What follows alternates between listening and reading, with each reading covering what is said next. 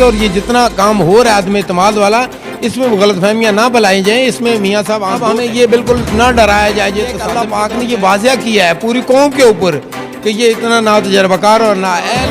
इमरान खान ललकारे मारा करता था कि लीडर ठीक हो तो सब कुछ ठीक हो जाता है। कभी कह रहे हैं टीम में क्यों है, वो बाजू के आवाम को गालियाँ क्यों दे रहा है, वो अपने 172 ले। और बिस्मिल्लाहिर्रहमानिर्रहीम। नाज़रीन, मैं हूं आपका होस्ट साजिद अब्बासी। 8 न्यूज़ से माहौल गर्म है, अदम एतमाद की बात चल रही है, सियासी हलकों में हलचल है, छांगा मांगा की सियासत, लाहौर की सियासत, इस्लामाबाद की सियासत आज मिक्स होने जा रही है।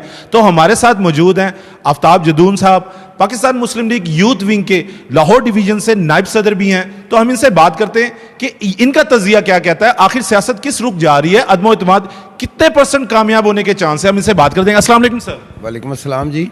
सर, अदम एतमाद की बात चल रही है, उसी वाले से आपके पास हाजिर हुआ हूं, तो आप क्या देखते हैं, अदम एतमाद कामयाब होती हुई नजर आ रही है आपको?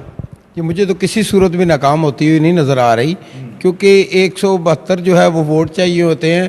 तो हमारे पास अल्हम्दुलिल्लाह इतने वोट हैं कि ये पूरी कौम हैरान हो जाएगी।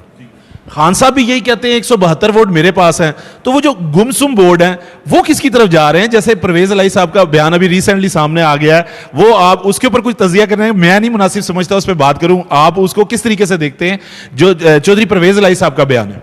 देखिए जी, हुकूमत के अंदर इमरान न्याजी के पास अगर 172 हैं तो वो फिर बुखलाया है, वो क्यों है, वो बाजू टोंक के आवाम को गालियां क्यों दे रहा है? वो अपने 172 ले और हुकूमत करे। तो लिहाजा उसके पास कुछ भी नहीं है। ये हैरान कुन बात है कि आप लोग वोट जब पढ़ेंगे तो आप हैरान होंगे कि इतने वोट कहाँ से आ गए। यही इमरान खान ललकारे मारा करता था कि लीडर ठीक हो तो सब कुछ ठीक हो जाता है। कभी कह रहे हैं टीम नहीं ठीक मिली, बट टीम नहीं ठीक मिली तो टीम किसने दी है? पाकिस्तानी अवाम का जीना दो भर कर दिया है इन लोगों ने। ठीक है, ये टोला कैसे पता नहीं हमारे ऊपर मसलत हो गया। इस कौम ने क्या कसूर कर दिया कि जिसकी अल्लाह पाक से इनको माफ़ी नहीं मिली और ये मसलत हो गया, और ये 3.5 साल में इसने बेड़ा गर्क कर दिया है। तो अब जो है और तो कोई तरीकाकार था नहीं, अदम एतमाद वाला है और इसमें हम चले गए हैं। अल्लाह के फजल से इसमें बेहतरीन किस्म की कामयाबी होगी, आप लोग हैरान हो जाएंगे मीडिया वाले। अच्छा सर, जैसा कि परवेज इलाही साहब ने बयान दिया है कि PMLN नून जो है वो मुकम्मल तौर पे इख्तियार मियां मोहम्मद नवाज शरीफ का मानती है और उन्हीं के बयानिए को आगे रखती है, तो PMLN नून मियां नवाज शरीफ साहब को कब वापस ला रही? देखिए जी, मियां साहब PMLN के हमारे जो रहनुमा है, जब चाहेंगे मियां साहब हमारे अंदर मौजूद हो गए। मियां साहब को बाहर अगर वो गए हैं तो मुस्लिम लीग नून के किसी वर्कर ने भी एप्लीकेशन नहीं दी है इस हुकूमत को कि बाहर भेजा जाए। वो इनकी अपनी पार्टी हुई थी तो इन्होंने बाहर भेजा हुआ है। ठीक है, तो जब हम चाहेंगे इंशाल्लाह मियां साहब आ जाएंगे और ये जितना काम हो रहा है आदमी इत्मीनान वाला, इसमें वो गलतफहमियां ना बनाई जाएं। इसमें मियां साहब ऑन बोर्ड है। मियां साहब जो बात करते हैं हमारे सारे रहनुमा वही मानते हैं, PDM भी वही मानती है, और इसी तरह ये सिलसिला चल रहा है। और इंशाल्लाह आप देखेंगे कि ये मार्च के महीने के अंदर अंदर ये न्याजी से हमारी जान छूटी जाएगी। क्या लगता है, पाकिस्तान पीपल्स पार्टी से वजीर आजम होगा या PMLN नून से होगा? देखिए जी, पहला हक तो ये होता है कि प्रेसिडेंट उसको कहता है कि जिस जमात की सीटें ज़्यादा हों, तो पहला तो ये है कि वो पाकिस्तान मुस्लिम लीग नून से होगा।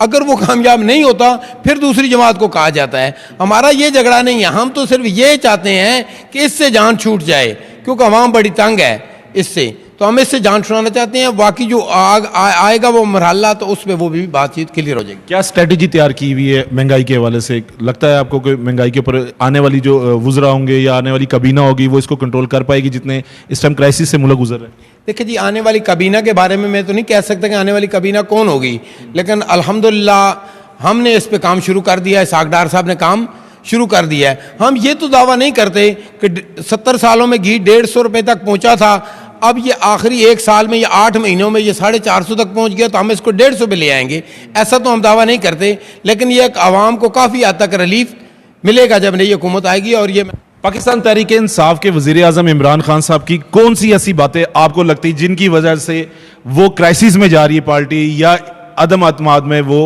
कामयाब नहीं होंगे? देखिए जी, बात यह है कि उसकी कौन सी ऐसी बातें हैं कि जो मतलब इस तरह है कि सबसे पहली बात यह है कि तकब्बर जो है वो अल्लाह की ज़ात को भी पसंद नहीं है। उस शख्स के अंदर जो गुरूर और तकब्बर है ना, तो तकब्बर का सर नीचा होता है।